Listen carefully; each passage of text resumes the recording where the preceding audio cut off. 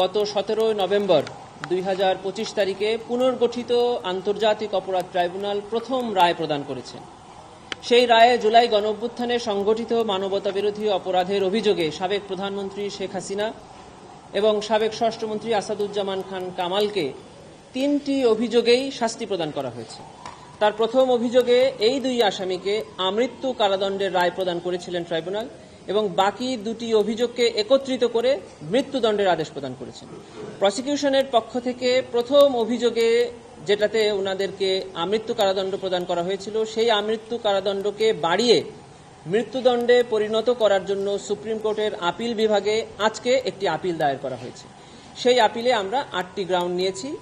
আমরা পরিষ্কার করে বলেছি যে এই অপরাধের যে নৃশংসতা, যে গভীরতা, তার তুলনায় এই আমৃত্যু কারাদণ্ডটা অপরিপক্ক হয়েছে, কম হয়েছে। অতএব এই ধরনের হেনিয়াস অফেন্সের ক্ষেত্রে মৃত্যুদণ্ডই একমাত্র শাস্তি হওয়া উচিত।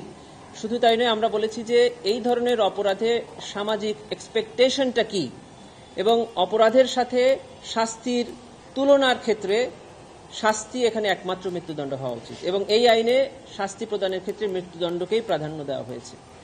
যার কারণে এই যে তাদের নির্দেশ এবং উস্কানিতে 1400-এর অধিক মানুষ শহীদ হয়েছেন, 25,000-এর বেশি মানুষ আহত হয়েছেন, এই অপরাধের শাস্তি একমাত্র মৃত্যুদণ্ডই হওয়া উচিত।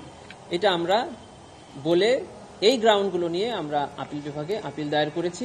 আপনারা জানেন যে 30 দিনের মধ্যে আপিলটি দায়ের করতে হয়, যেটির তারিখ ছিল 17ই ডিসেম্বর। 30 দিন হওয়ার নির্ধারিত তারিখ ছিল। আমরা আজকে 15ই ডিসেম্বর এই আপিলটি দায়ের করেছি এবং আপনারা আরও জানেন যে আন্তর্জাতিক অপরাধ ট্রাইব্যুনাল আইনে আপিল বিভাগে যদি ট্রাইব্যুনালের কোনো আদেশের বিরুদ্ধে আপিল করা হয় তাহলে 60 দিনের মধ্যে নিষ্পত্তি করার একটা বিধান রয়েছে। আশা করছি 60 দিনের মধ্যে এই আপিলটি নিষ্পত্তি হয়ে যাবে।